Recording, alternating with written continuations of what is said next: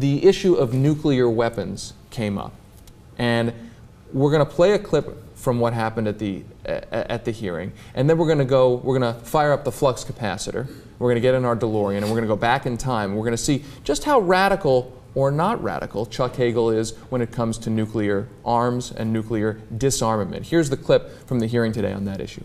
When you were involved with supporting the Global Zero, or whatever that group, the organization was, their declaration is, quote, "We, the undersigned, believe that to protect our children, our grandchildren, our civilization from the threat of nuclear catastrophe, we must eliminate all nuclear weapons globally. We therefore commit to working for a legally binding, verifiable agreement, including all nations, to eliminate nuclear weapons by a date certain." The position of Global Zero, my position, some of the individuals, national security leaders that Senator Nunn talked about, including himself, has never been unilateral disarmament, ever, never. We have, over the years, which I have supported, the United States has led in reducing the efforts to reducing nuclear warheads. There was no more significant voice for that than Ronald Reagan. And that's an important point. Keep that in your mind, because this has generated a bunch of headlines saying, oh, Chuck Hagel wants to get rid of nuclear weapons, that's a radical position. He made reference to Ronald Reagan. Well, if Chuck Hagel is a radical, then I guess Ronald Reagan's a radical. Get this. We're not just discussing limits on a further increase of nuclear weapons. We seek instead to reduce their number. We seek the total elimination one day of nuclear weapons from the face of the earth. Okay, now this goes back to my theory. This goes back to my theory that, first of all, if Ronald Reagan was running for president right now, he couldn't run as a Republican. I mean, he would lose a Republican primary. If he was a sitting president, he'd face a Tea Party primary.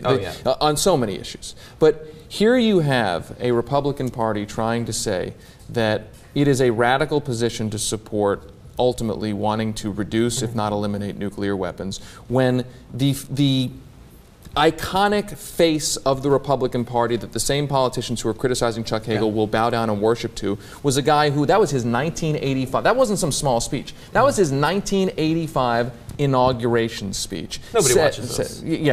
Apparently not. I mean, what do you make of this? Well, what I make of it is I love that you use the word worship there, and I think that it's great that you use that, because I think that most Republicans, or at least Republican politicians, view Ronald Reagan in a very similar way that they do Jesus himself. They love to invoke his name. They have no interest in what he actually said, for the most part. And if he disagrees with them, that's unfortunate, but I'm not going to focus on it. And I think that it's true in both cases. It's amazing. I mean, Ronald Reagan was a guy who gave speeches about the need for union rights.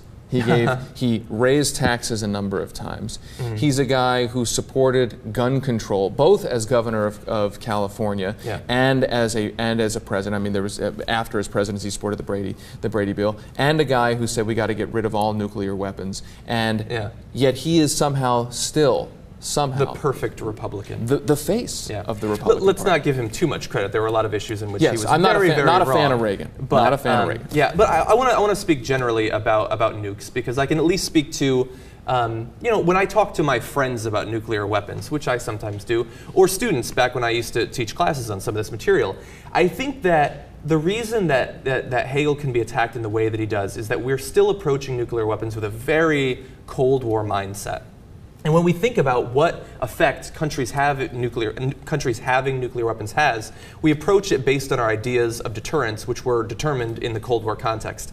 And the best example of that is the situation of deterrence that the United States and the Soviet Union had, the idea of mutually assured destruction.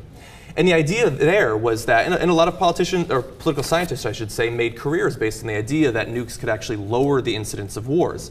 And in particular situations that's true, like with the United States and the Soviet Union. But that's not the world that we live in now. And Iran having nuclear weapons, or India having nuclear weapons, or any other country, it's not the same, because they don't all have the tripod of 24/7 bombers in the air, Trident missiles on submarines, and ground-based cruise missiles. They might have a few bombs that they can load up on a jet in this hangar that can be knocked out, for instance, or can be stolen if insurgents break into that hangar and steal the material. That's not the situation we had in the Cold War. And I don't think that Inhofe there is ready to accept what nuclear weapons mean in today's world. I think that's exactly right.